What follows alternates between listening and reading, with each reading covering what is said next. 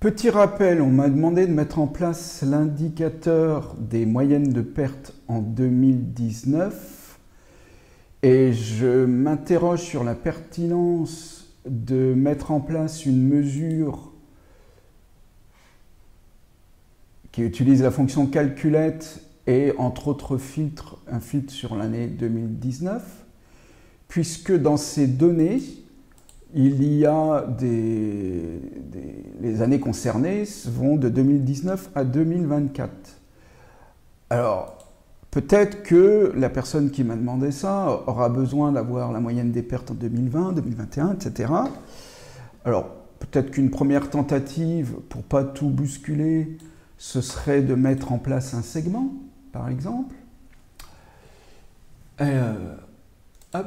qui me permettrait de choisir les années. Alors on va mettre ça. Hier, hop là. Hier, on va changer les paramètres du segment. On va mettre ça sous forme de liste verticale. Voilà. On va, pour unifier un petit peu tout ça, reproduire la mise en forme. Alors, il n'y a pas vraiment de mise en forme hors autre que long. Pour l'instant, je ne mets pas de titre. On va voir si ça fonctionne. Et donc, bon, le fait que ce soit coché à 2019, ça ne va pas modifier la valeur de 136 millions, hein, bien entendu. Et si je passe à 2020, le segment, eh bien, ça ne change rien du tout dans ma carte. Et pour quelle raison? Parce que le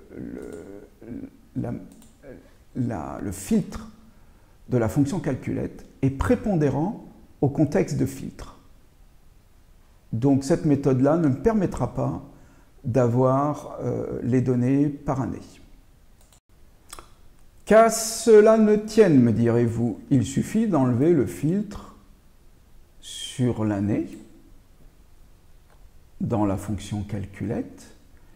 Et, alors je vais peut-être changer le nom quand même, on ne va plus l'appeler 2019, on va l'appeler comme ça. Là, ça devrait poser... Alors il est resté sur moyenne perte, très bien. Là, si je vais en 2019, je retrouve la valeur précédente. Si je vais en 2020, j'ai une autre valeur qui, faites-moi confiance, est bonne. Et plus ça va, plus les pertes augmentent. C'est une catastrophe. C'est une catastrophe. C'est très bien ainsi. Par contre, ce choix comporte un défaut. Qu'est-ce qui se passe si je ne sélectionne aucune année? J'ai une valeur ici, mais c'est laquelle? Donc, vaut mieux avoir plus de contrôle en modifiant la mesure, moyenne perte. Et donc ici, au lieu de retirer la condition sur la colonne hier, on va la remettre, mais on va l'englober dans un selected value. Hop, selected value. Voilà. Et je vais, pour éviter la situation qui se passe, on ne sait pas trop quoi, au cas où aucune année est sélectionnée, on va mettre une année par défaut. Donc l'année par défaut, on va mettre par exemple 2019, je ne sais pas si ça a du sens ici, mais on va dire que ça va être ça. Je valide ce truc-là. Et donc là, une erreur qu'on va rectifier de suite. L'erreur se situe dans... Et effectivement, j'ai oublié de préciser que table hier va prendre la valeur sélectionnée. Voilà, là ça devrait être bon cette fois-ci. Hop là. Et donc là il n'y a plus rien. Il va falloir que je remette, hop, que je remette il n'y a vraiment plus rien, c'est ça? Ah si. Moyenne perte, voilà. Donc là, vous voyez, par défaut, c'est 2019. Si je sélectionne 2019, bah, ça ne bouge pas forcément. Si je sélectionne 2020, ça me remet les valeurs des précédentes, des autres années.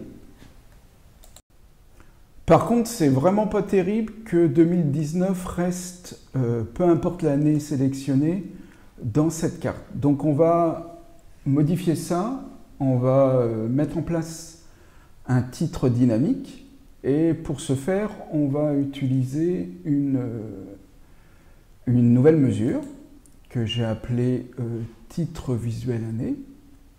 Et en fait, c'est un test. Si jamais il n'y a rien de sélectionné, bah, il y aura marqué toutes les années. Et si jamais il y a une année de sélectionnée, on récupérera la valeur et on la concaténera au début du titre à analyse des pertes pour. Donc il y aura soit analyse des pertes pour toutes les années, soit analyse des pertes pour 2019, soit analyse des pertes pour 2020, etc. Alors comment faire pour modifier ce titre? Il faut aller donc dans le panneau de mise en forme, puis l'onglet général. Il faut, si ce n'est pas fait, alors moi c'était le cas, aller dans titre. Il faut aller, donc le texte, vous le modifiez ici, et vous sélectionnez sur quel champ devons-nous baser